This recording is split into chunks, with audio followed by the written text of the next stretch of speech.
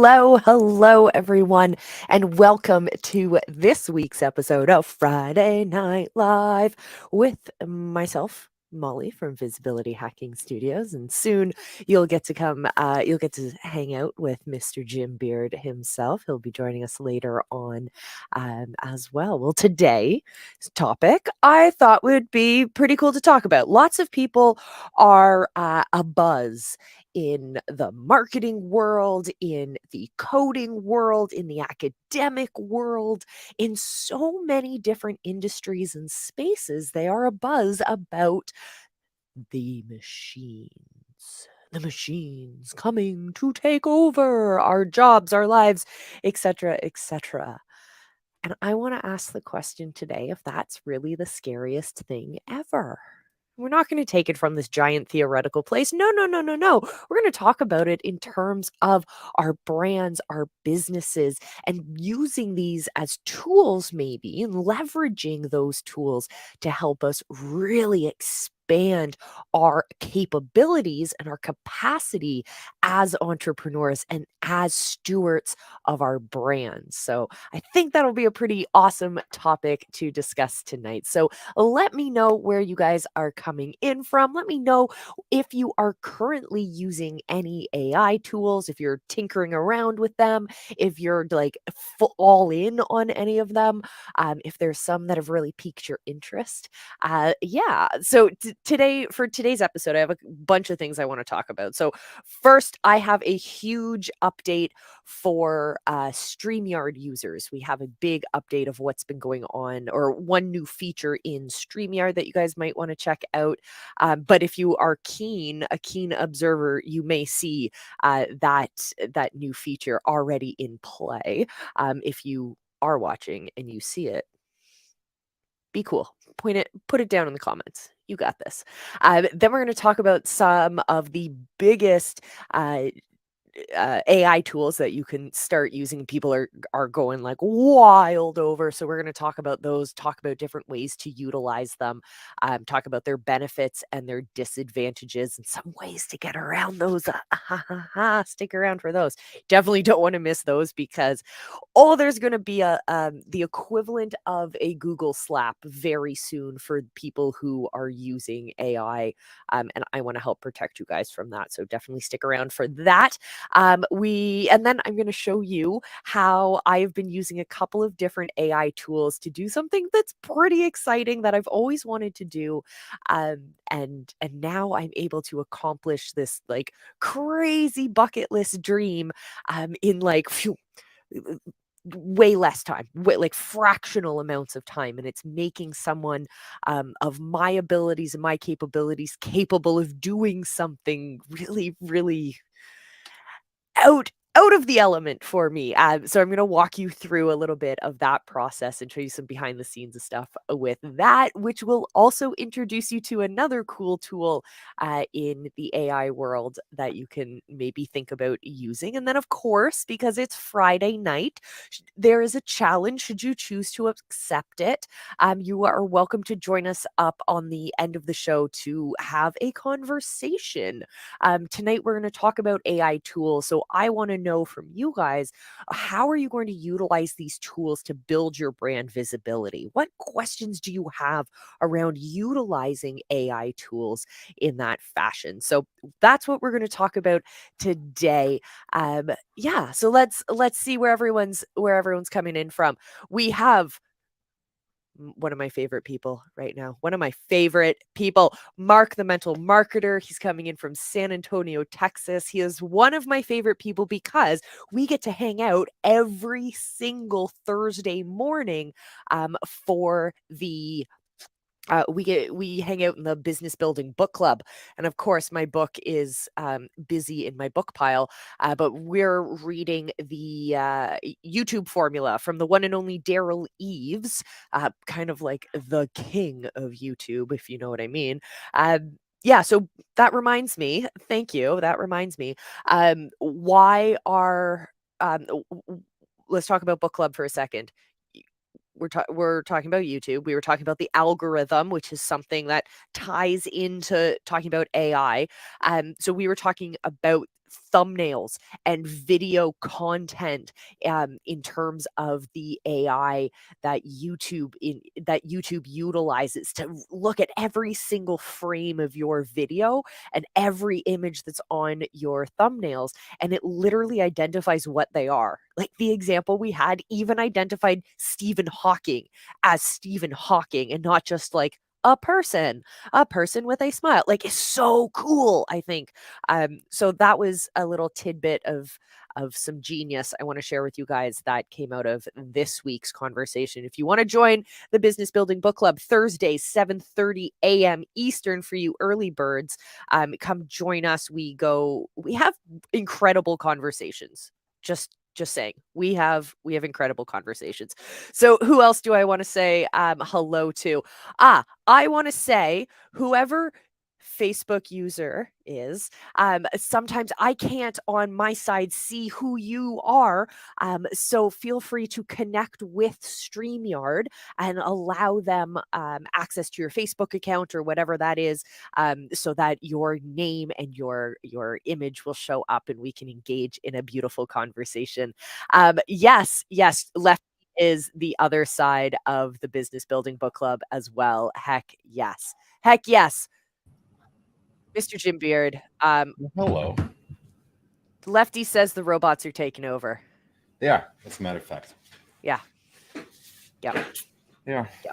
And they also help us to write copy. So bring them on. So bring them on. Exactly. Exactly. So you came at the perfect time. I was stalling by telling everyone about what was happening in the Business Building Book Club. We were talking about AI and how YouTube literally has a AI program that looks at every frame of your video and they see, is that a person? Is that an image of a particular person, like Stephen Hawking's, for example? So now it'll group your videos without you even typing in a tag. It'll group your videos with other things related to Stephen Hawking just because of the image it saw, which like wasn't that one of the reasons that people used to do the white outline? Is Yep. to help the Really algorithm to emphasize that. actually find that face. Yep. And it's why a lot of news cases and like true crime things really kick off the algorithm because you're able to focus on keywords, i.e., people's names, that also include their faces. So YouTube really, really loves that. But yeah, let's talk about AI. Let's talk about AI. You're Absolutely. getting some love from our humans. What's going on, everybody? Welcome. So, from my perspective, I use it a lot. Before we get into AI, though, Oh, yes. we have one little tiny topic we're going to talk about before we get into AI, just so we can get our headlines out of the way. StreamYard now has a new feature where you can now add headlines to your lower thirds. So if you check out, Jim disappeared, but if you check out where my name is right now, I'm so bad at this. Where it says my name, and now it says visibilityhacking.com underneath that. That is a title or a headline that you can now enable. So if you go into your brand settings in StreamYard, for those of you who use StreamYard, go into your brand settings and underneath your theme category in your StreamYard area, there is now an ability to click on a piece that says show headlines. When you enable that, when people log into your show, they are, as guests, they are now able to add in not only their name, but their headline. So previously, you guys would have seen us writing, I would write Molle in all caps, and then I would do the thing you do in Zoom, which is write your website after that or write your social handles after that. So now we're able to do that in a much more graphically smooth way, I would say. So if you look at the way that Jim's name shows up right now versus the way that my name shows up, that's utilizing the headlines is what I'm doing. Jim isn't. So just so you know, something super cool that really helps build that. Yeah, this is the way to do it. Yeah. It's a really I cool thought way about to it. Yeah, It's a cool way to build that graphic authority built in StreamYard. So yet another example of StreamYard moving forward. So heck yeah. Let me know if you guys are using StreamYard or what you guys are using. What is the content you guys are creating? Let us know. But pump it up for StreamYard users. Let me know what you guys think. Yeah, yeah, I'm yeah. waiting for Lefty's them to all make it about this. clickable. I want it to be clickable. Yes. Yes. I The hear minute they you. can actually make it clickable, it's going to change the game. Probably for the worse, if we're being honest. It's going to get really rough. But Well, it's going to be there great for marketers for like 3 months. Oh, imagine like QVC. Like, think about a big business that might Yeah. actually invest in a tool like that off the bat. Oh, there goes my light. I kicked it. Let's be honest. Why are you so Um, angry? I'm just being lazy. Let's be honest. I'm like stretched out here. Yeah, yeah, we'll talk about that later. Okay, guys. Okay, guys.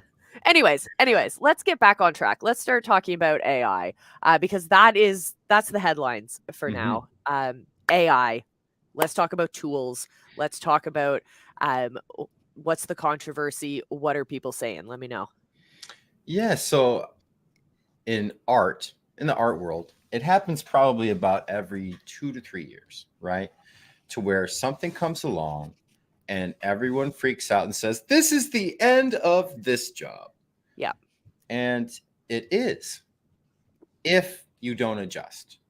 So if you're someone that says, "I'm set in my ways, I'm an old school illustrator, I still paint, I don't like Photoshop, I will literally paint on a photo with paint. That's my Photoshop." Like not my Photoshop, that kind of Welcome thing. to my So workshop. This is my Photoshop. yeah, so if you're one of those, then yeah, it's over for you. Sorry for your luck. Now you got a hobby. But if you're someone that's in business and you are growing, always seeking to grow, this is an amazing tool. Like an amazing tool. So, as an example, right? There's what's it called? I want to say Da Vinci, but I don't think that's the name for it. What is one of the names? I haven't used the art one as much. Oh, Dolly. Dolly is one, and what's the other one? There's the two bigs, Oh, I don't know. There's giant ones. There's huge ones. but there's Let's like the see. two big ones. AI art generator. I use Mid Journey. Mid Journey, that's the other one. Okay. That's the one I use. So the cool thing about these, thank you. Yes, thank you guys. I appreciate you for helping me out here. Someone said stop. Too funny. I think that's probably Dustin. But so the thing I like about it is it allows you to not have to start with a blank page. Yeah. Which if you're already running into mental blocks, which creative types have, we have parts to where our aspects of our journey to where we just go, I don't know what to do at all. Help me. And we go scour the internet and we try and find inspiration, and hopefully that kickstarts you back into being creative again.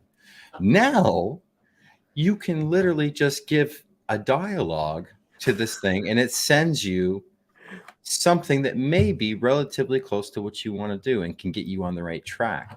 So now does that mean that that's the end here? Art. Some people are doing that. And there's going to be a time where that has to be answered for. And so, in my personal opinion, these AIs are pulling from artists that made art for either for profit or for passion or both, and they should be compensated as such. So Let's if rewind you a bit. hold on, let me finish for Okay. just a second. This is important because I think where it needs to go is that you need, if it pulled from 20 artists to make one image, each of those artists needs to be paid something, as well as the company that put together the AI in a nice little package so that it was user friendly, the user experience of that free AI tool. And I think that's where it has to go. Which would Otherwise, mean an entire rebuilding of the tool from scratch. So the tools that we absolutely, use right now would be null and void. We would have to absolutely. completely start from scratch the research to begin with that. And I Would hope that happens.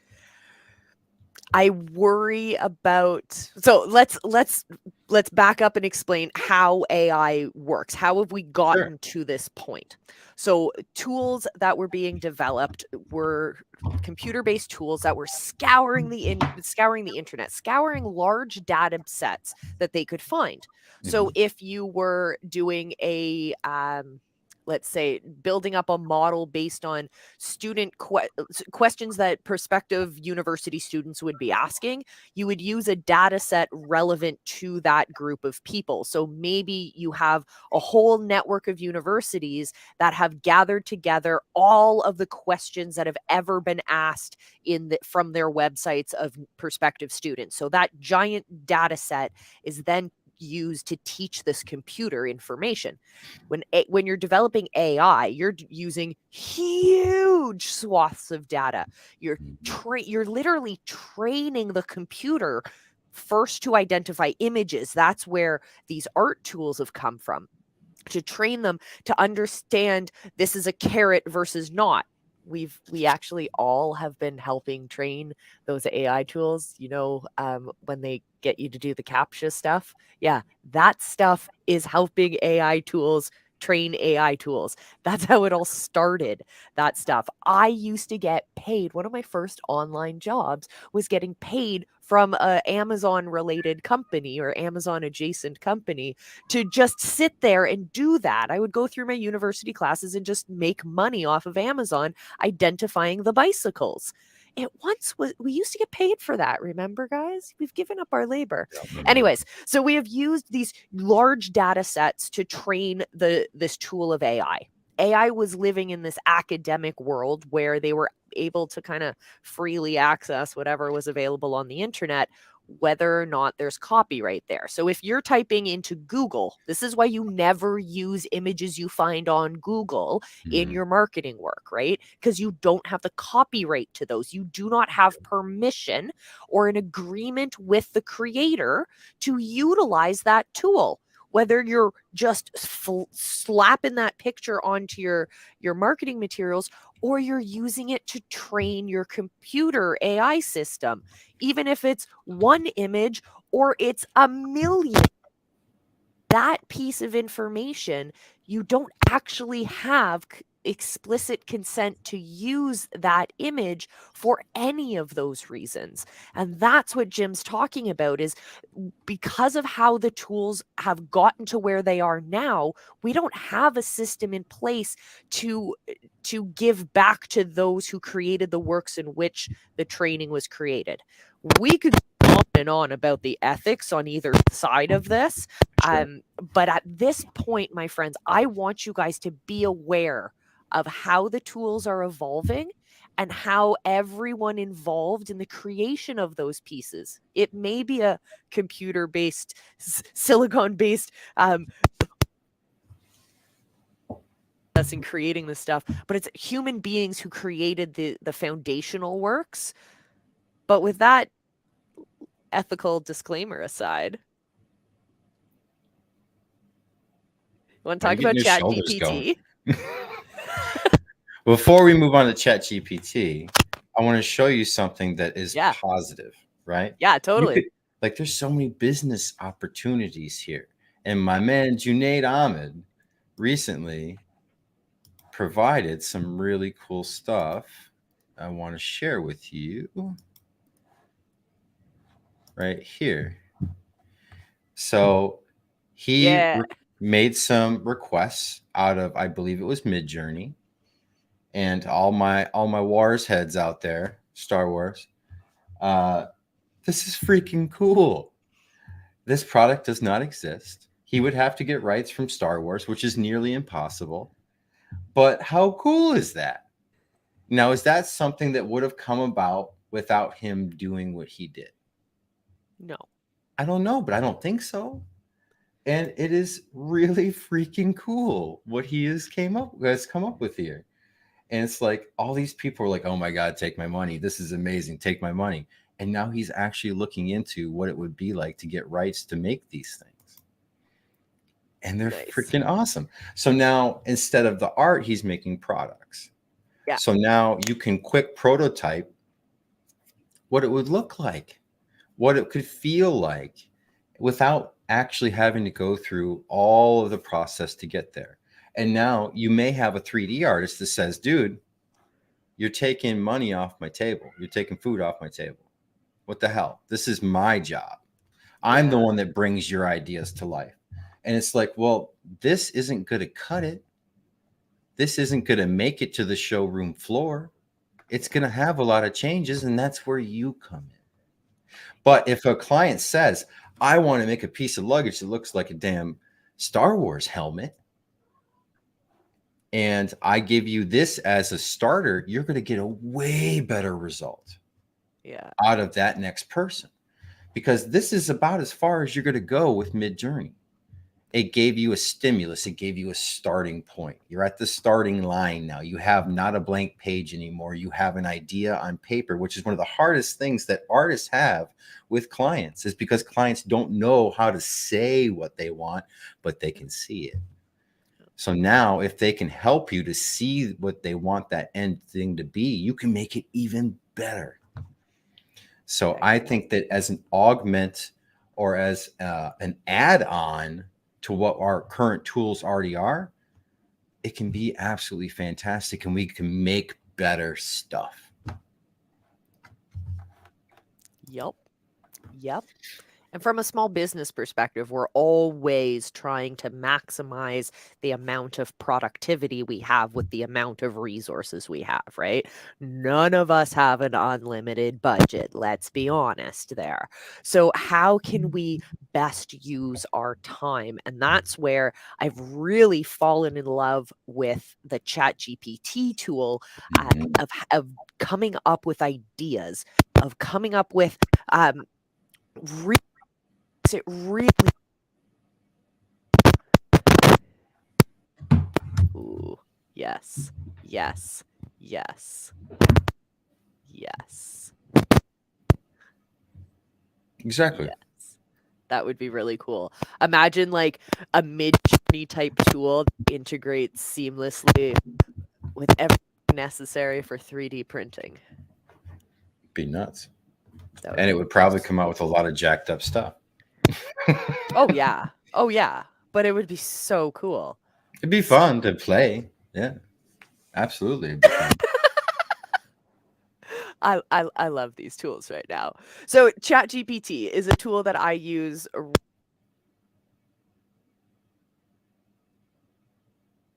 new phrasings. The questions that I use when I interview people, for example, helps me come up with different sequences and different ideas for things. I don't Mhm. spend too much time going really, really granular into things with Chat GPT. I usually use it just for Is that my mic? my mic, your mic, whose mic, whose You mic. hear that, right? I thought it was just me. I was trying to I, fix it. I Well, don't let me I see if I don't just hear. I don't. Is it murder just me? my other headphones. No, it's you.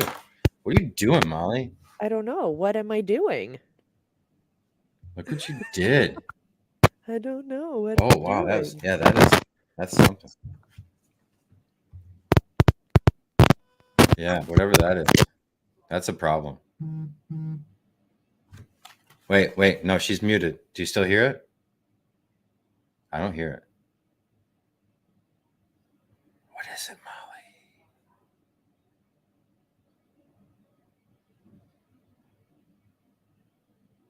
Kick back on. Come back.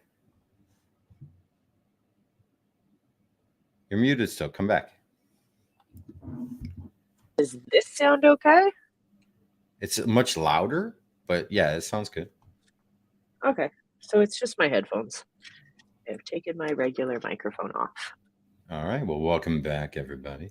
I don't know She's what. been cutting in and out, John Oh, says.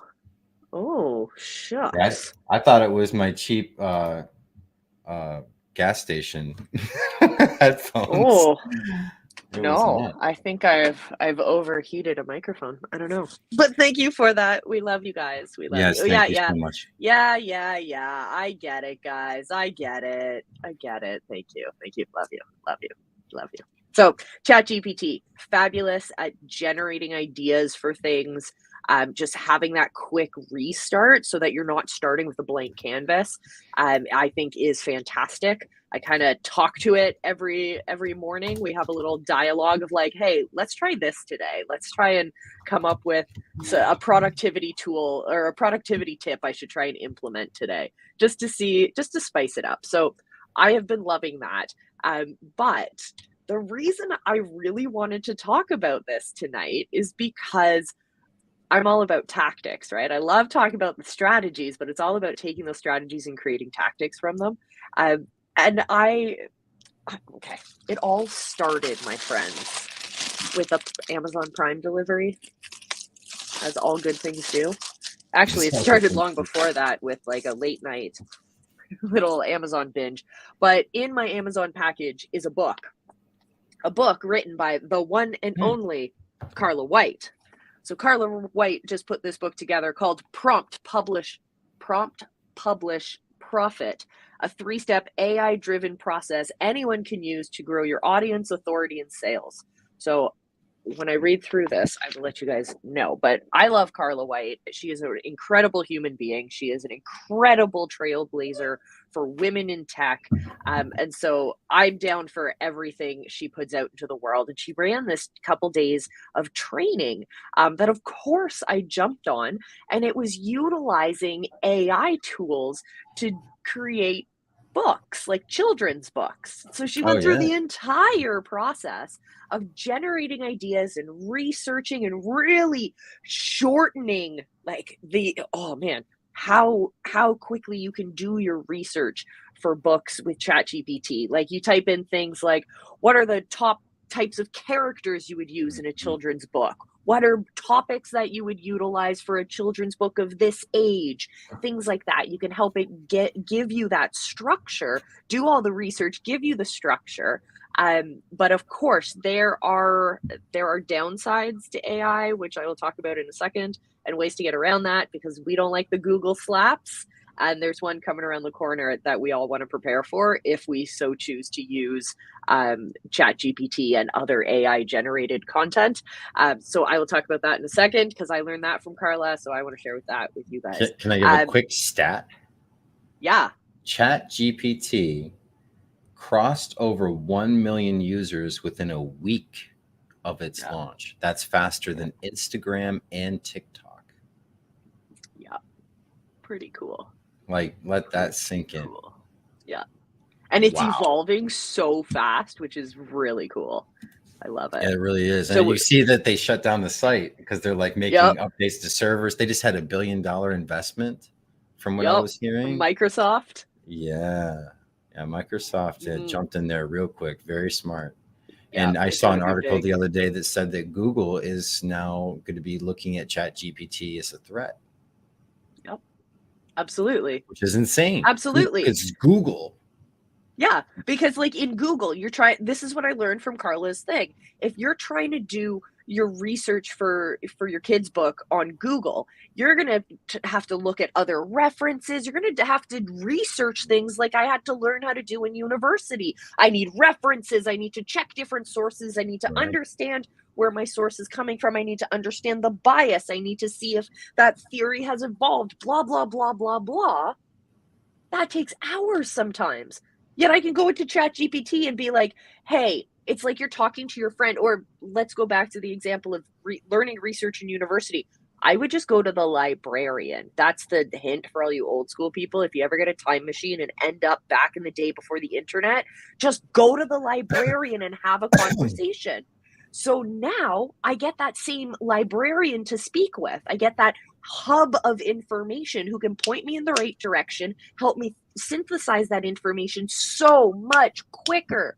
So now instead of asking Google all this information, it's like, now I want to talk about what are the top characters? What kinds of morals should we be discussing? Things like that. I love it. I love it.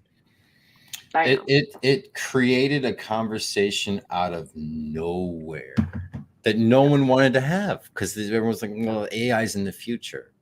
And Elon Musk warned us about it, that it was the greatest threat to humanity ever. And we were like, yeah, whatever, Elon. You know, He says that about everything he go owns. make your Yeah. cars and your boring company and your flamethrowers. And now Chat GPT comes on the scene and everyone is talking about it because now it's real. Yeah. Now it's tangible. Now we can actually use it as consumers, and now we can experience it. And now you can see, oh, wow, this extrapolated out over Yeah. time. Yeah. That's crazy. Yeah. We've had inklings of tools like this for a little bit now, but they were so complicated to use for the general user that the learning curve was so steep. You had to learn pretty much basic computer coding languages in order to interact with these AI interfaces. But ChatGPT changed that entirely because it focuses on human like conversational interaction. So it's so cool to see how different businesses are using it. There's businesses who are using it to entirely automate their customer response, and their like Yeah, FAQs and stuff like that. absolutely. It's a pre-existing thing. You're plugging it in for free. You have a Mhm. developer create a little API hook, whatever, but like you're pretty much just plugging it into your business and wow, it already runs. People are using it to generate content. People are using it to come up with research and structures and outlines for things.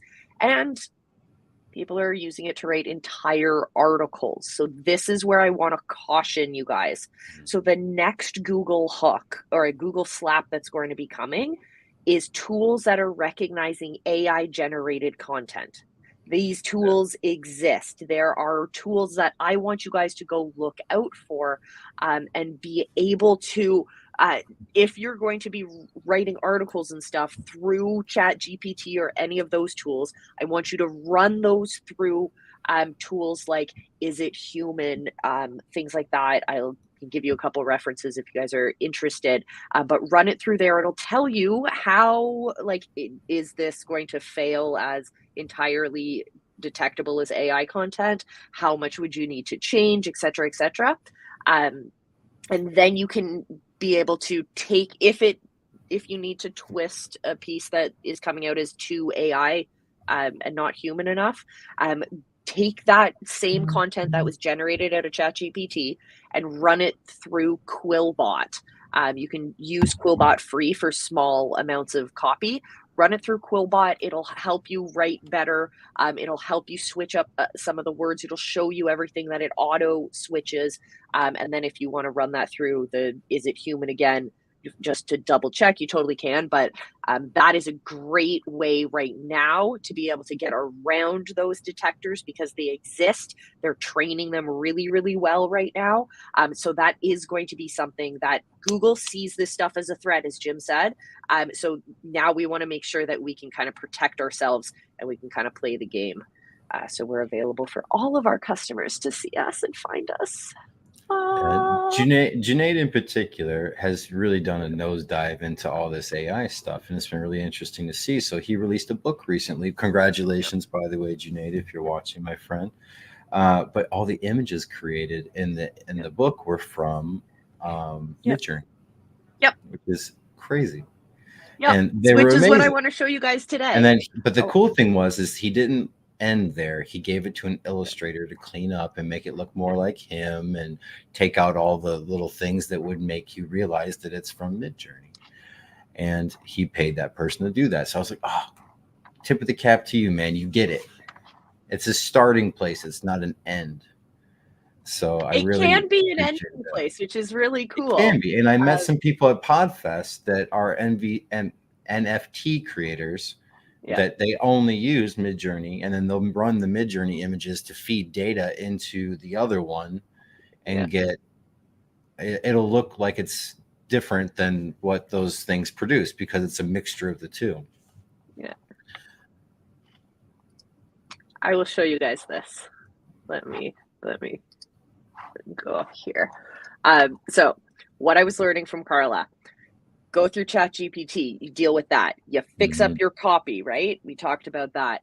And then you can create the images and whatnot for your book. So Chat GPT is still learning, it's still growing. It is a fantastic place to generate ideas and get really cool styles and content like this. So You don't have to use it as you don't need to take these images and go through an Illustrator if you don't want to. What you can do is use free tools that are at your fingertips already to use, well, close to free, because there's one step you have to do that will cost you a paid account on Canva. That's the only thing you have to do. And if you fall in love with Midjourney, you can pay for a Midjourney account, which is so worth it. So worth it. So let me pull these up because I want to show you guys how cool Midjourney is, because I'm obsessed. Obsessed with it. Can't even find it. Where is it? Oh, there it is. Okay. Midjourney. It's pretty cool. It's a little bit of a learning curve to figure out how to use it, but it's absolutely worth it. So here we go. We're going to type in the bottom here. Imagine. Okay. Now we type in the prompt. So we're going to write, give me an animal, Jim. Chinchilla. Oh, give me another animal that's easier to spell. Armadillo. You would suck as a Squirrel. first grade teacher. Squirrel? Yeah, there you go. Yeah, okay, sweet. A cute squirrel cartoon. I'm into these like animal cartoons right now. Cute squirrel cartoon. What is the squirrel doing, Jim? Dustin said chupacabra. What is the cute squirrel doing? Yeah, what is the cute squirrel is homeless. Behind okay, so I'm not gonna squirrel begging homeless. for change behind a McDonald's dumpster. Okay, hold on. Begging for Jesus. Begging for change behind. Oh my God, I can't spell. McDonald's. What site is this right now? This is Midjourney. Midjourney, yes. Yeah. That was from so it's DJ, run DJ like through it's run through Discord, and it's all text-based prompts. So cute squirrel, cute homeless squirrel begging for change behind a McDonald's dumpster. McDonald's behind a dumpster. Yeah, don't forget at that. A McDonald's in Pixar style. Clearly, you wouldn't use a copyrighted identifiable brand if you're trying to monetize this piece that you're using, but just for fun, let's do this. So a cute homeless squirrel begging for change. You have to be careful about your prompts too, because it takes a while. That's true. For things. And while you're doing that, shout out to Dustin Valkama, my man, and DJ Bucks. John, thank you so much for joining us. We got Nicholas Pylon. What's going on, man? And yeah. And we got some other people watching here. So thank you guys for joining us. Feel free to ask any questions. If you guys want to see us do a prompt right here, let us know. Yeah, let me know. So it's generating right now. This is the preview. We're 31% generated. We're 62% generated. This is from my guy Dustin here. It said we'll do that one after. Chupacabra battling a crowd of undead bunnies in a cinematic showdown. Yes, and we will add to that. We'll add to that to make it even better. I salute you, Dustin. So these are the ones that it has generated. So the way that Midjourney works is that it's going to do a fast render for you. So you get these different ideas. And when you look really closely, this is why Junaid, who is very professional, utilizes an illustrator, is because sometimes they might be missing parts of their body. Maybe they might have two things. I found that a lot of animals like squirrels, sometimes their tail is fully detached from their body, which is kind of fun. Fully there, just entirely detached from their body. So it'll give you these sets of 4. And then what we can do is either ask for more varieties or we can ask it to upsize and render it even better. So what I want to do is I want Dustin's comment here. Oh, that comment's intense. It's so good. Oh, I can't even copy it from You there. can't? Here, I'll do it through the private chat. I'll give it to you. Yeah, sweet. Put it in the private chat and then I will 100% do it. Yeah, Dustin gave the good one. I can't top that. It's too Sweet, sweet. So we'll add to it. I'll show you some other cool things that you can do to really customize it. So you can say, now it starts to get a little bit into code sounding language, but if you just know what the code is, it's easy. So you go dash dash AR for aspect ratio. So now we can ask it to do a landscape size. So 3:2 means it's going to be landscape. 2:3 means it's going to be vertical. good. It will always do a square as it's normal. And as Midjourney is evolving, it's giving you access to more of those aspect ratios, which is really great.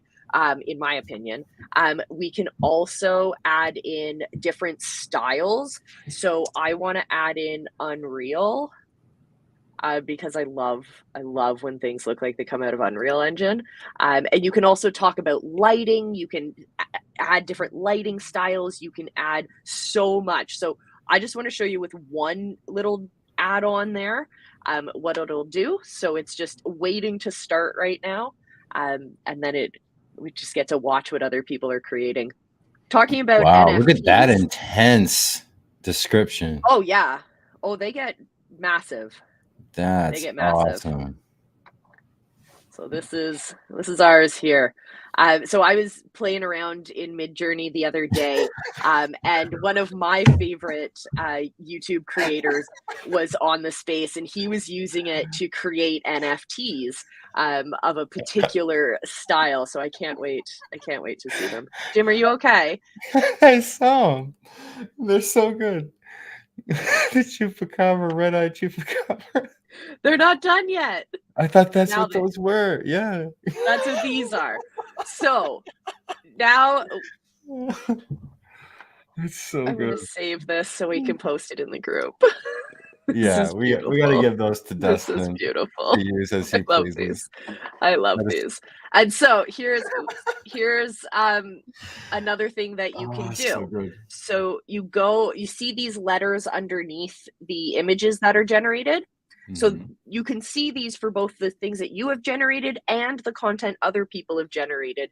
Sometimes pisses people off if you press the buttons on their images without, I don't know. It got into a big issue earlier with some guy earlier today, which was kind of fun. So there's U and there's V. U means upsize this, make it a little bit more detailed, put a little bit more of your thought process into it. AI, give me more detail on that particular of these four thumbnails. V, on the other hand, means of these different options you've given me, I want more varieties that are based on this one of these four images. So I'll show you. Which one do you think You're you want also to killer. upsize? I don't know. The top right one's kind of getting me a little bit. This And then this the one? lower left. The top right and the lower left are my favorite. Okay. So I always forget which one's which, but we're gonna ask to upsize 2 and 3, which are these two. And then we're going to ask for more variations of this bottom one, the one in the corner. Lower So left is gold, Dustin says. Yeah. So we've pressed those, and now we have to wait. So we're now waiting for these commands to start. And here we go. So some of them are happening here. And people come up. It's really fun to just see what people are coming up with. There are tons of people who are using this for like political trolling from a variety of different countries. So that's kind of fun to watch, in my opinion. Yeah, I love that you can see other people's stuff, because then you might be like spark something in you. And 100%. And I'll show you guys how, like, where to find cool inspiration and how to utilize that inspiration. But when we asked it to create different varieties, this is the different options that it gave us. So things are slightly different. So you have, like in this one, you have people looking in one direction versus a different direction. We have some heads that don't have bodies attached to them here. We have bodies falling. We have mice falling. It's, you know, you got a variety of options there, It's right? so good. It's so good. I want to see where the upscales are. Oh, those ones are still waiting. You watch. Within a year's time, Dustin's gonna have something out there about these cinematic chupacabras. I was gonna say I wouldn't be surprised actually, if Dustin. I want to know what your thoughts are as a creator who has a really flippin' unique style to Mm-hmm. the photos that you do. Like you have a flippin' superpower, and I mean that pun fully intended. But I wonder what your thoughts are as someone who creates that epic content, someone who would create content who I would assume someone would see as wanting to rip off, is what I'm trying to say. Yeah, What are your absolutely. thoughts I on agree with that? that. Because I want to be able to go, I want a Dustin version of me. Here's the original image.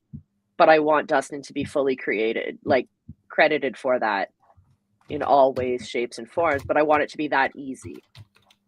Here's one of our upscales.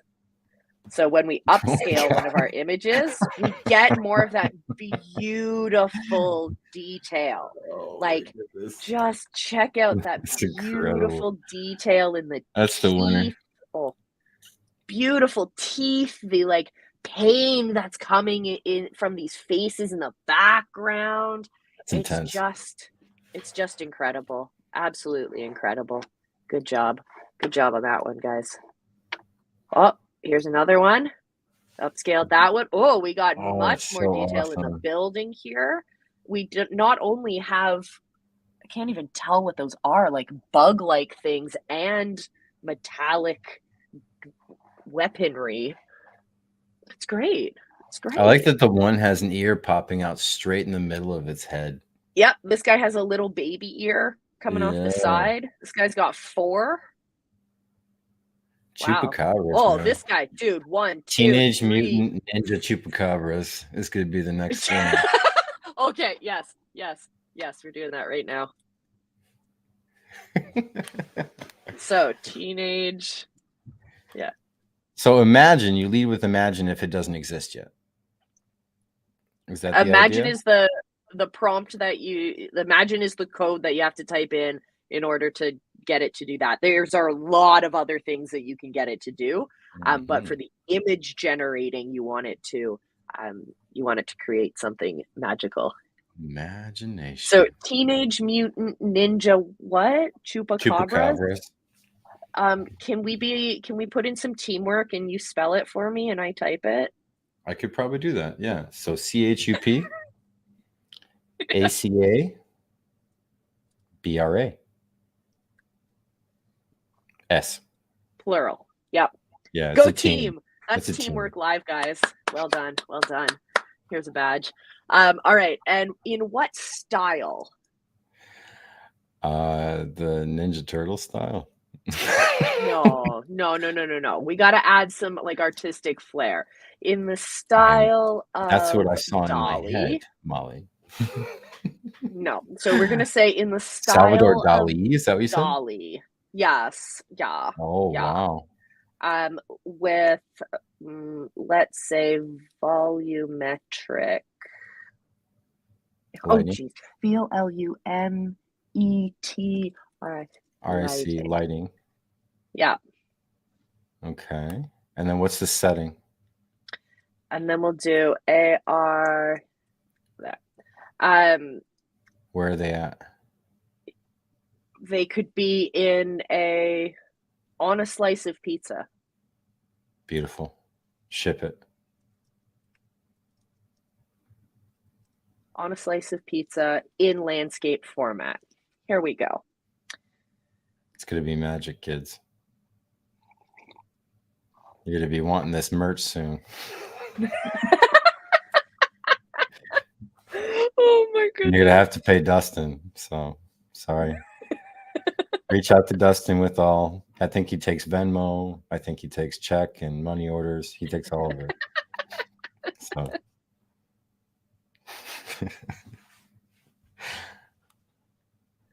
Oh, come on. But you guys can start to see like how this can be a creative, fun exercise. And yes, there are people selling these things. There are. I don't necessarily 100%. agree with that aspect. I don't agree with it personally. But I love that. Okay, so it's more like Teenage Mutant Ninja. Okay, so the top corner here is little Mike's from Monsters Inc. It's just one-eyed little lizardy things. Then we have like iguana types. Then we have turtles and Frogs. No, they're frogs. Creepy frog turtles. Yep. Super fun. This is what you can create, my friends. This is the beauty. The beauty. But let's do this. Can I do one? Yeah, totally. Is that all right? Give me a character. So there was no an animation location. I was trying so hard to make in college. I never finished it. Just give me the character description. See if we can. Yeah, I'm going to give you the character description. So no setting. Imagine there's Dusty Rhodes. What's up, man? Welcome. So imagine the Ambassador Bridge and the uprights, the vertical supports are faces that are arguing with each other. Okay. Can you guys hear me? Yeah, we can hear you. Okay. All right. I'll try not to snort laugh over here. No, you should snort laugh. Okay, how would you write that as a prompt? So I want the uprights of the bridge to be faces that are arguing with each other and they're upset with each other. The vertical faces, or the vertical supports. The vertical supports are faces and are arguing with each other. There. And then your R has a little bit of pirate in it. Yeah. And they're arguing with each other. Okay. Are they arguing about anything in particular? About their cultures. So what I did is I did interviews on the Canadian side and on the Detroit side about what they thought about the other side. And that was my soundtrack. And then I had one voice actor per side read the scripts that were generated from those conversations. And it was an argument between the two. So like the US side was like, you guys have queens on your money. Where's your queen? Like as an example. Yeah. See, Jamali's getting a little triggered. And then they were like, all of you guys have guns and you just are like blood hungry and capitalist pigs. Yeah. And then and so it was an argument. We shower in maple syrup. And it was the project that I was working on for a long time and I just never finished it. So I want to see if it can bring it to life. Oh, maybe this will spark that reigniting of that passion project. No. So what was to generate? Dustin, I want to know, as a kick-ass content creator, how do you feel about these tools? I want to know. See, like it really is it is a rabbit hole. Because I have very mixed emotions on the entire subject. Well, first, before we get into that, can you let the audience know what you do so they can get the context of where you're coming from? Yeah, I forget. We got other people. A lot of people viewing this stuff. I'm Dustin Volkema. I am a composite photographer and 3D artist. I do quite a bit of cosplay photography. I run a small business at various events, and I run a fairly new startup business called CG Hacks, which you guys can see on the screen here, where we're developing a lot of online training and digital assets for creatives to do the type of work that myself and the team does, and we enjoy it, just kind of empowering creatives to create their best work. So yeah, AI. I have a lot of mixed emotions with AI, but none of it is fear. Like, let me be very clear, just in case anybody is seeing this, and maybe I can just refer people to this video later on. Like, I'm not scared of AI. I love it. I think it's a great creative tool. In what it can do. I feel that's amazing.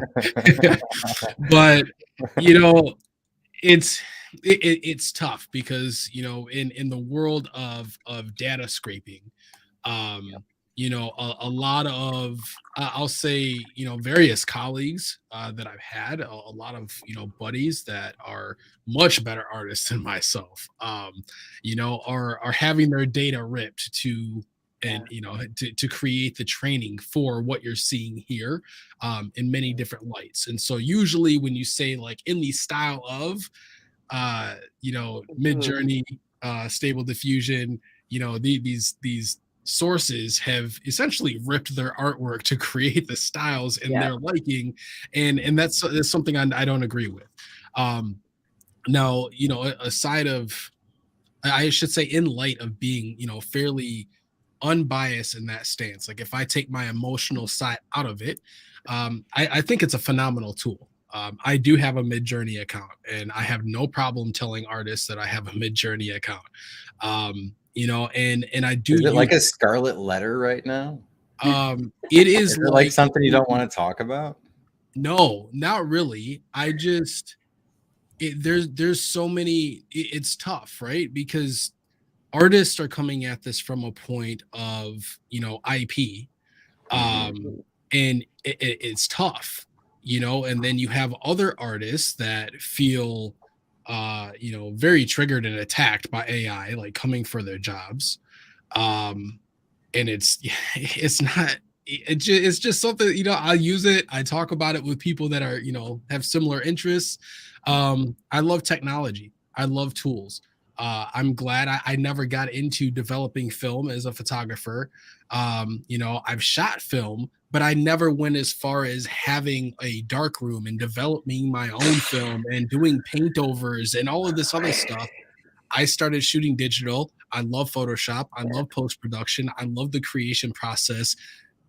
But as a businessman, as a freelancing artist, even, I have learned to not be tied to the amount of time that it takes me to get shit done.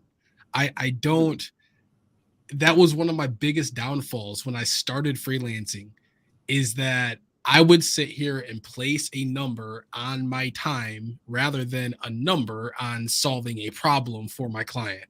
And that led to nothing but one, I should say, feeling broke, whether that was financially or creatively, in immense burnout.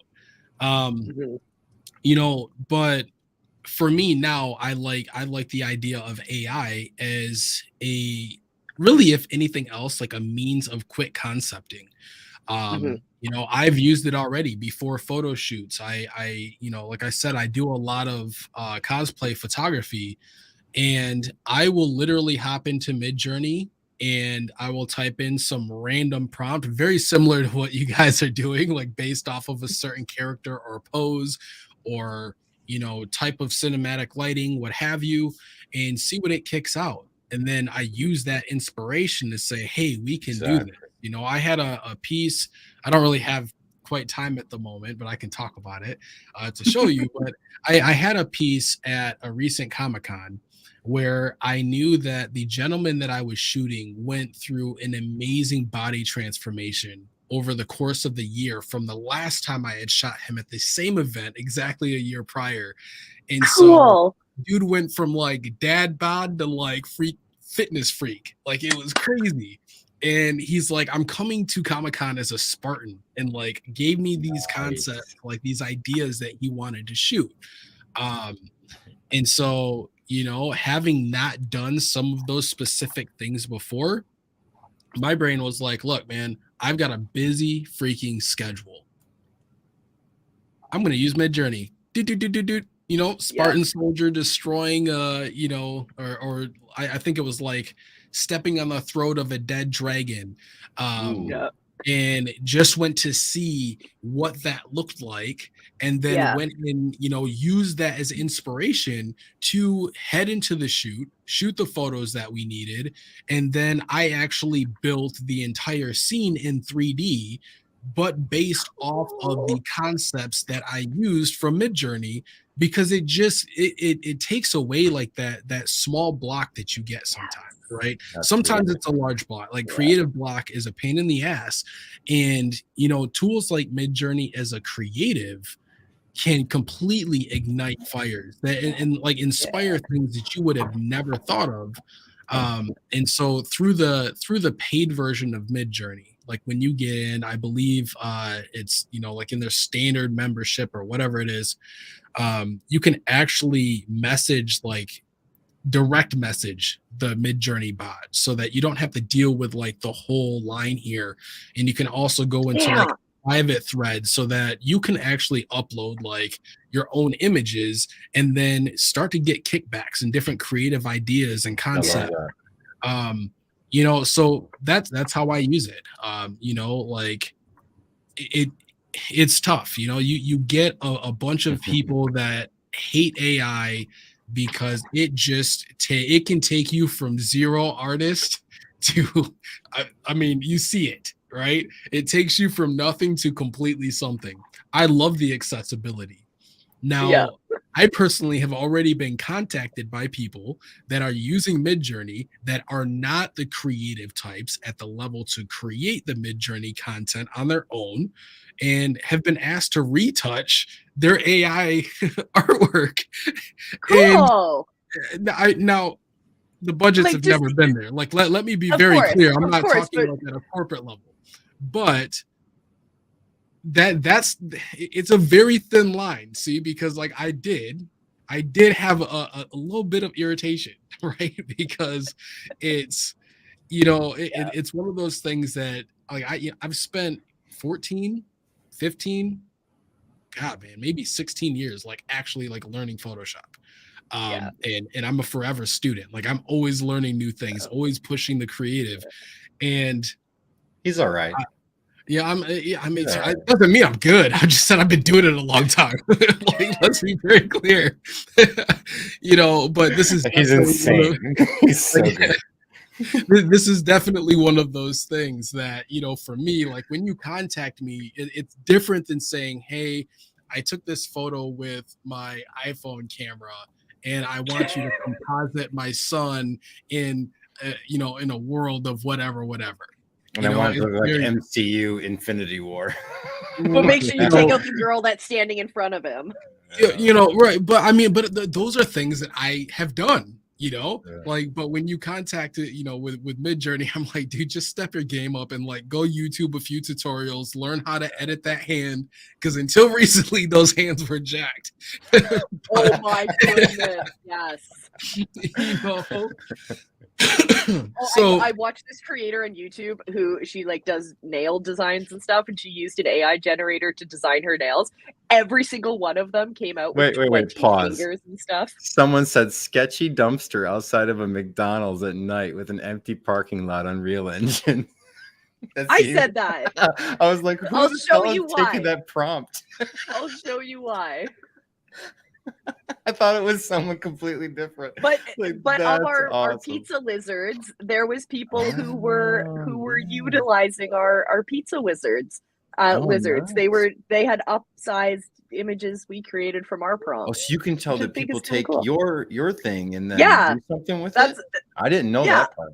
I don't know how to get into these private room things for myself, which I really want, because this lineup of people is annoying. But every so often you can, like, I was upsizing someone else's ideas because I thought it was absolutely stunning. And then he got pissed off or happy. I couldn't tell the emotion, and he kept upsizing mine. And I didn't know if that was good or bad, but we had a little. Is that like when someone beeps their horn too many times in the neighborhood and you just like lock your door a couple times to beat back at them? See, Is but that like that? this is the weird this is the weird thing, is that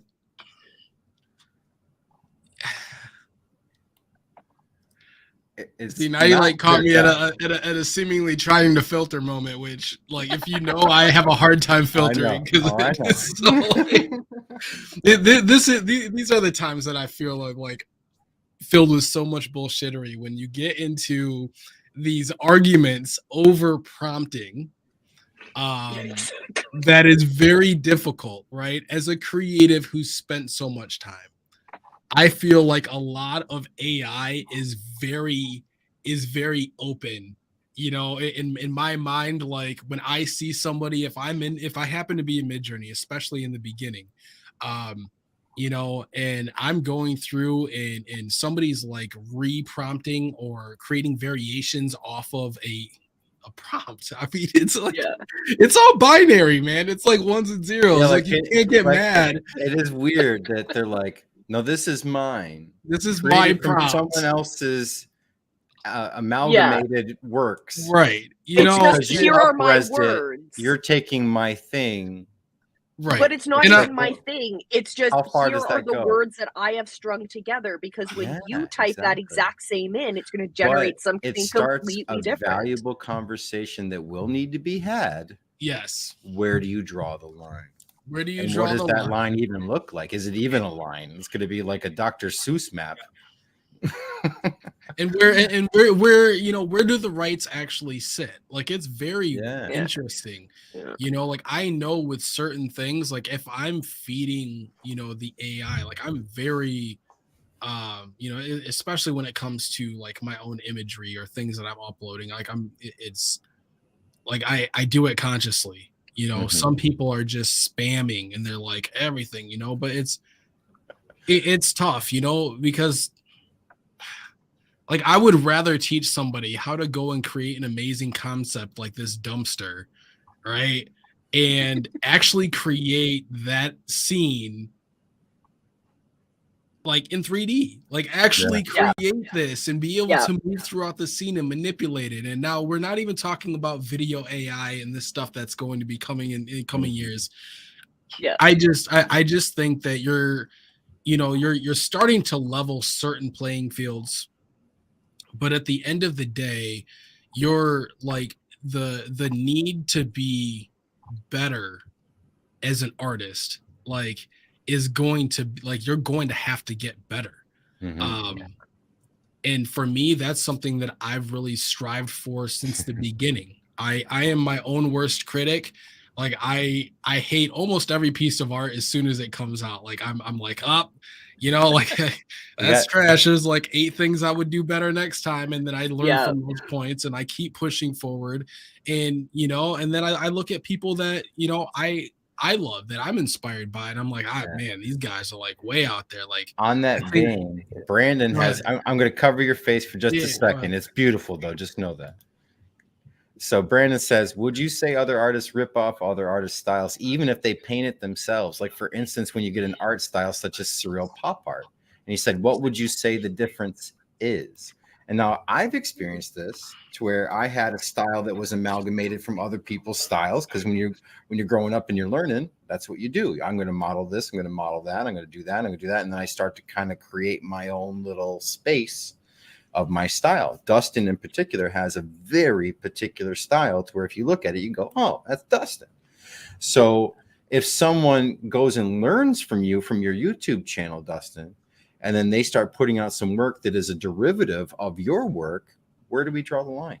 And how is that different from what we're seeing with Midjourney? So, I mean, like, we're all using inspiration, right? We're all using inspiration from somewhere. It is a very, very tricky part of the conversation.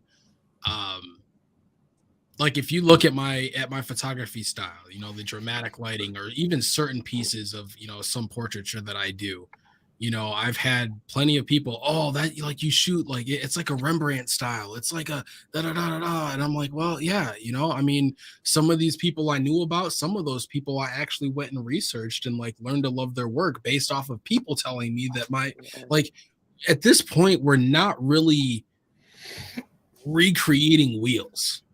Like, I mean, even with AI, like it's pulling from other inspiration, and it's like up to however your brain interprets that to create the thing. It just makes it a little bit more difficult because I don't want to say traditional in the sense of like using brushes to paint, but even like digital artwork and taking the time to paint and sketch and do things in Photoshop, which is still expedited to what it was then. Like now in Midjourney with, artists that are, using this as, I'll say, concepts, and then building upon that concept and like really fleshing out environments and doing, the digital sculpting, it's like this is a really tough one because you have, the battle between like, what is like, are you an artist if you're using AI? Which is interesting because back in the day, remember Duchamp? What did Duchamp do? Duchamp is an artist who took a urinal. He turned it upside down and he hung it on the wall in an area where they were displaying artwork. Yeah. And everyone was up in arms. This isn't art. This isn't this. This isn't that. And then it became, yeah, that's art. And now that if you can find that damn thing, it's worth more than you'll make in a lifetime. But it was like, is this art? So now we have to revisit that discussion again from a different lens through AI and say, if you want to talk about like times in history doesn't repeat itself, but history often rhymes. And back in the day, we had this art style that I was so interested in when I was in school, which is the Dada period. So like mid 1920s or mid 19 teens to mid 1920s, collage art became huge. So you're taking things that were already existing and you're placing them together in different contexts. So it was all the rage, but because is this art? Is that same question came about, and it's just a compilation of things that might have been considered art or might have been considered to have a utility back in its previous existence, now being relived in a different format, which is kind of like the way that AI is compiling things. So history, it rhymes. So it is interesting. Like is it art? Like this is a question I can't answer. Every time somebody asks me, it's tough, man. Because like Andy Warhol was another one, silk screening people's faces in different colors and selling them for tens of thousands of dollars and signing on a napkin so he could pay for his dinners. It's this crazy. It's this crazy because like at the end of the day, like yes, like this is really and I mean even though it's advanced, like this AI stuff is really nothing new, like new. Right. Which John mentioned earlier. John Darby mentioned that a little earlier. And so he was on this way back. Yeah, like I mean, I know of people that are sitting here spending hours. I mean, as long as it may take me to do a really badass photo composite, they are in Midjourney, like nitpicking prompts down down to where the punctuation sit. And I'm like, at some point, I'm like, dude, like you're an artist with words. You like the way that you're finessing, just like the poor details and the different stuff, and it makes it really difficult. And so, for me, like I do like just I generally stay kind of silent in the sense that like I don't have the energy to sit and fight people over it. Because ultimately, like they're really not going to like uproot. Like I just don't let other people like that affect like my energy like super negatively. It's like I'm not gonna fight. It's not World War III. Like we're cool, but like just go back and create more badass art, dude. Like let's not fight about it because use it to make it better. Use it to put a better result. Like you said, going into your photo shoot, it made it better. Yeah. And it's no different, honestly. Like it's no different than what I do with 3D in the sense that I started doing 3D artwork before I started picking up photography. And so my photography, my lighting, the kind of ways that I worked and manipulated things was all inspired by what I did in the 3D software. Right. So now if I can start taking things from Midjourney, like some of these compositions that I've like been able to get from Midjourney, I'm like, holy shit, like I am never shooting with like a telephoto lens again. Like everything that I have to do is like 35 or below, because like these compositions are super dope. Mm-hmm. And that can just like right there change the way, like the outcome of certain pieces of work, you know. And so I use it as a way to inspire. I swear I have not had like a straight like creative burnout like block just based on like I don't feel creative, right? Because when I go into Midjourney, like I've typed in stuff as stupid as like a sci-fi sphere in an abstract background, and I'm like, there's my freaking creative thing for the week. Like I don't care, like let's go create this and figure out how to do something like whatever.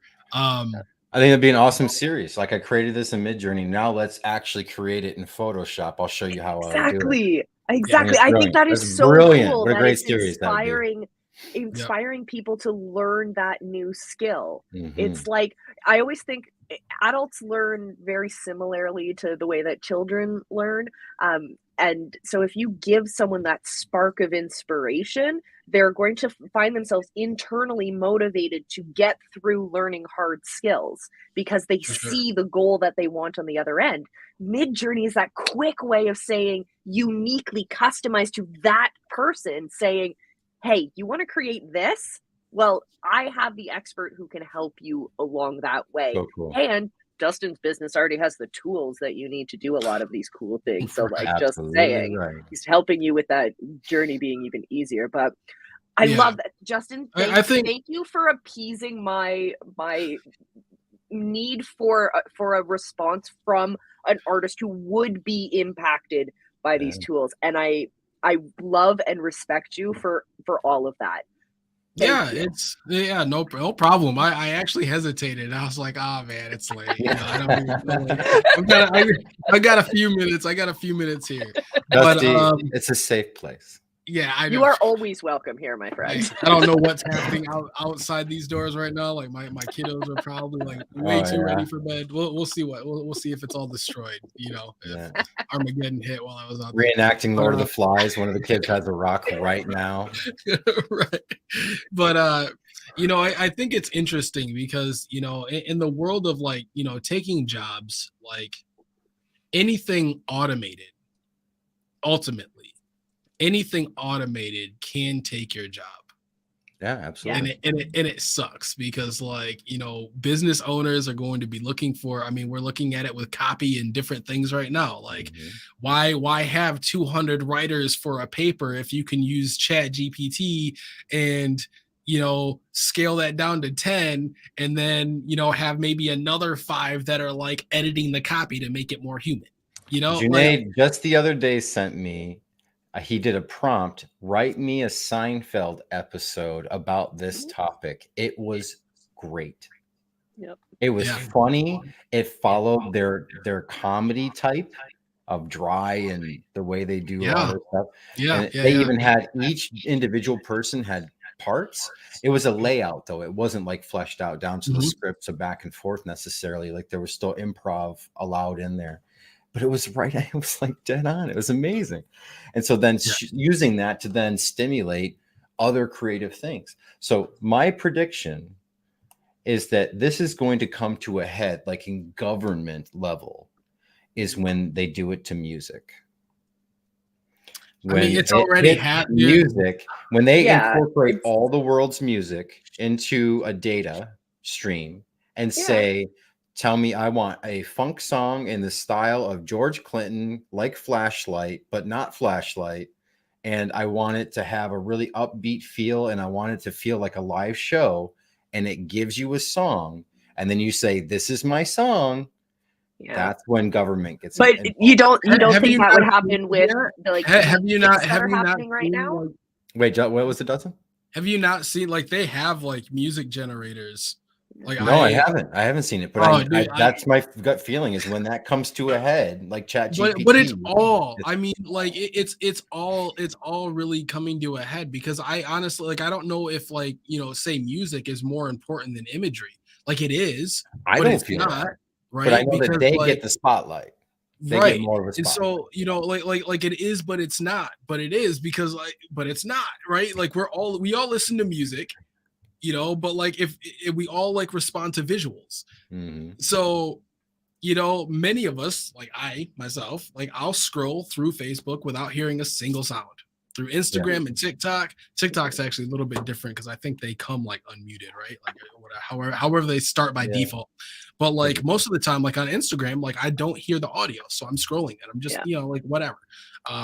You know, it's a bad habit. I need to stop. But we get into that. You know, you get into that ring, and it's like you see the images, and you know I've seen so many AI images, and like as a creative, like I can see ads that are AI. And I'm like, dude, you know that is not the stem of whatever strawberry that you think it is. Like it looks like a 4-leaf clover. Like that's not right.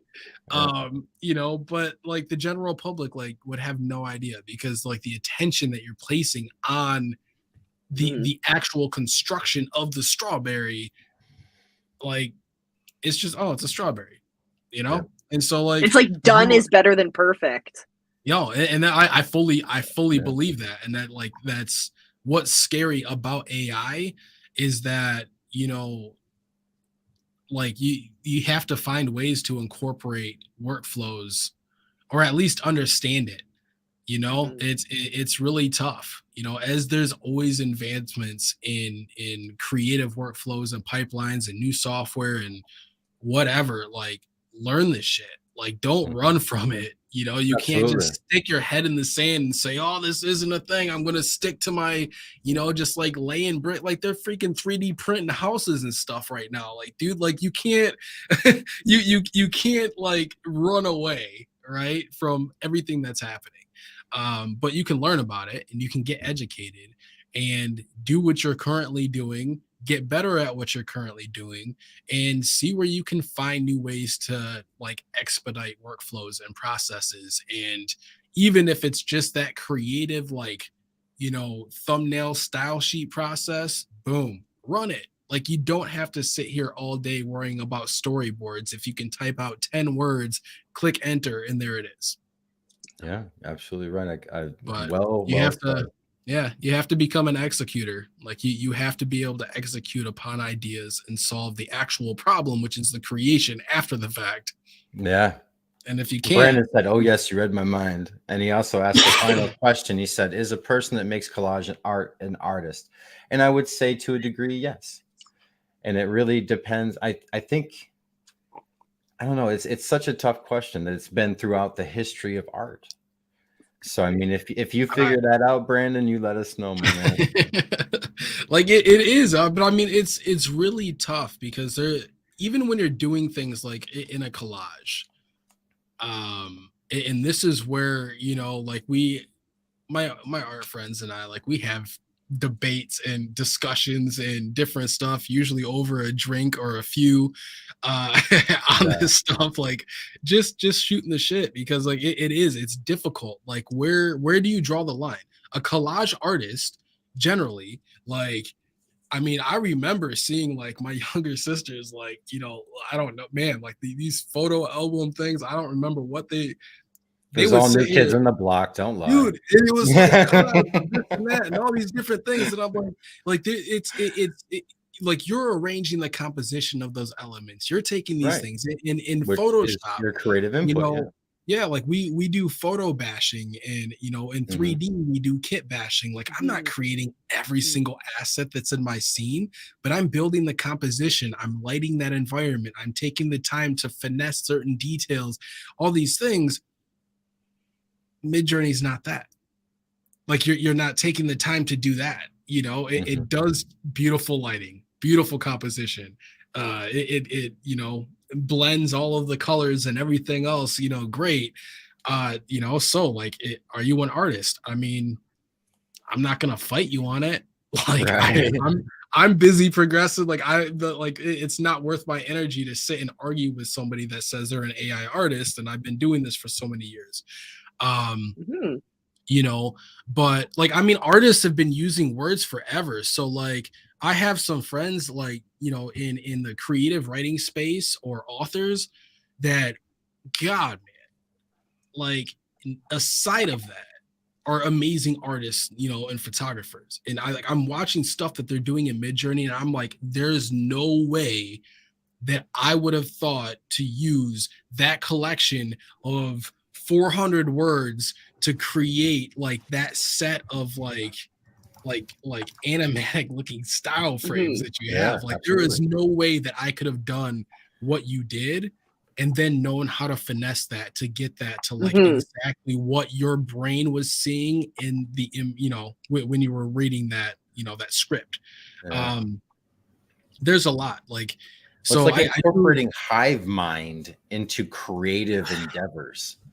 Yeah, it's super crazy, man. Like, I'm excited for people, especially like authors, that are like, I've never picked up a pencil, but like I have just like my imagination is like wild, but I can't do that. Like, I don't even care to pick up a pencil and do that thing. But you're telling me I can take a chapter of my book and put it into this software and just build like the beauty that beholds it. You know what I mean? Like, that is so dope. Like, I absolutely love that.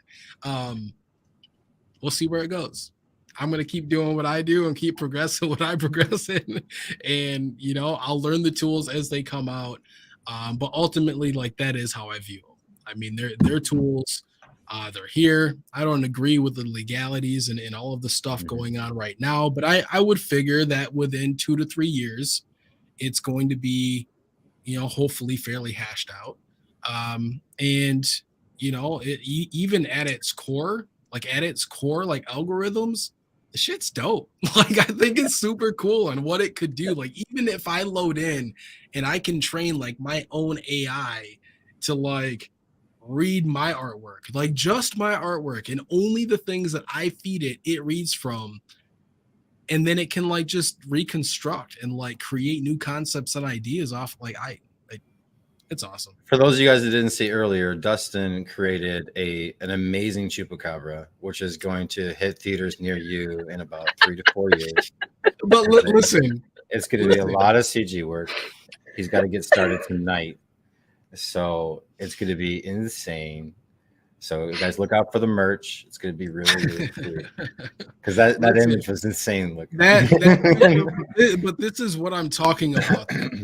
Like, when you're talking like a chupacabra, right? Like, like, it's not the same thing as a bunny, right? And so when you look at like the chupacabra like bunny rage that was happening, it really doesn't like make sense, right? Like, you like, I mean, it's funny as hell, but it's not like a chupacabra fighting a group of undead bunnies. It's more like an undead slaughterfest. I don't even know what was happening there, but it was a lot of rabbits dying and whatever happened, but at the end of the day, like, that for me, like the camera angles, the lighting, like even just down to like the generic like hero pose, like, I'm like, that's all stuff that I would look at as a creative and say, like, you know what, like, I haven't used that color scheme before. Like, maybe I can start to play with that. Right, exactly. Or I've seen creative writers like put stuff into Midjourney as prompts. And like, sometimes I'll go into Midjourney and I won't even like look at like, or I won't use the feed to generate art, right? I won't do all that. Like, I'll just read the prompts, and every now and then you come across like a full freaking like paragraph, and I'm like, and I read it. Especially if the image is dope. Like, I will sit there and I will read it because I am studying for the different things that they're using. And like, it's forced me into like researching parts of art history that like I had no idea about, in different styles of art. And I'm like, and I'm like, man, like, I'm an artist, but like, am I really? Because like, I didn't know about some of this stuff. Like, it's crazy. And so like, it's right now, it's inspiration. That's how I use it. Like, I would love to be able to get into, like I said, feeding, my own algorithms, like my artwork, and generating various things. But that's great. It's not something I'm putting my time towards right now. So like maybe So in the here's future, you'd have to lease the rights to, or lease the ability to use someone's artwork in your collections, in your AI stuff. Yeah. You could. I mean, there are strides being taken right now to prevent various, like data scrapes and stuff like that. And I'm sure that people are already, I'm sure, reaching out and saying, hey, can we sign a licensing agreement to get XYZ from your platform? And I mean, you were absolutely right. Brandon just said OpenAI has a program called Jukebox for music generation. And you mentioned another one as well, I believe. So that's crazy. Yeah, it's pretty crazy, man. Like it's AI is not dying. It's been around for many years now. It's just gotten really damn good, and it's impacting almost everything right now. Like almost everything. Like you're not, and it seems like they're all coming out at once. Yeah. And when you talk to these companies, I talked to some at Podfest, and they're like, we've been working on this video AI for 3 years. Yep.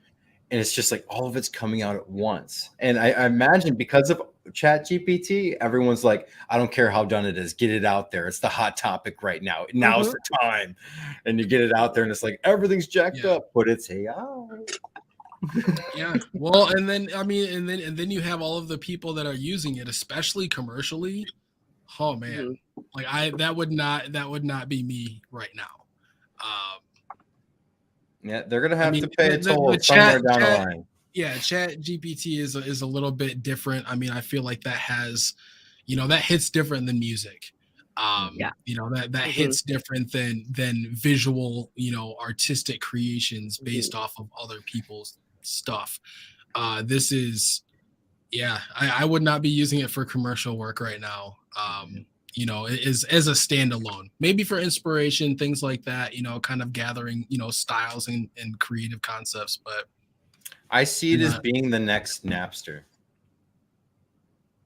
And when I say, like with Metallica drummer coming out and protesting and all that stuff, like, oh, you pay us and all that kind of stuff. Like there's the one side and there's the other side. And it's going to be like that whole Napster thing all over again, which then Napster led to big changes. Right. So I imagine that it's going to get really interesting for a good stretch here. Yeah, I'm interested. I'm interested to see where it goes. I think it'll be fun. I mean, it'll be something. We'll see. We'll see what happens in the next 10 years. Right. All right. Well, I think we are about at that time. Well, far past that time. It was a good discussion tonight. And Dustin, I truly, truly appreciate you coming on. It means the world when you come on. Yeah, thank you guys. And you guys got to check out cghacks.com. He has so many amazing assets you can use on there to make your stuff look absolutely just mind-melting. So go check it out. And he has amazing and go check him out on YouTube as well. Yep. And Dustin, what do they look for on YouTube? At CG Hacks. Your name or CG Hacks? You can look up both. There's 2 channels, one for the company, one for personal. Yeah. Yeah. Do yourself a favor and check out that stuff. Go subscribe to CG Hacks. We need to get that one up a little bit. So good. All right. Thanks a lot, Justin, guys. you're amazing. I will catch you hopefully in another Friday Night Live. Sounds good. And maybe it'll be less emotional and you'll feel more inspired to join us off the bat. Always welcome here, Dustin. Sounds good. I'll talk to you all soon. All right, see you. Okay. And to those of you watching at home, whether you're live or on the replay, we love you from the bottom of our hearts. We'll see you same bat time, same bat channel for Friday Night Live. Or if you like to wake up early and stay up late, if you like to wake up early, join me and Lefty and Mark down for the Business Building Book Club Thursday morning, 7:30 Eastern. So it's early, but we are working our way through the YouTube formula. It is brilliant, and I want you guys to join us. So if you want more information, put hashtag book club in the comments. Or message me and we'll reach out. But that's what do you got to say to them? What do you got to say to our people, Jim? That's what I always say. Time is the most precious thing you have, and we appreciate that you spent it here with us. We will see you on the next one. We love you. Be excellent to each other, and just go live. And people are out there waiting for you. Wave goodbye, Jim.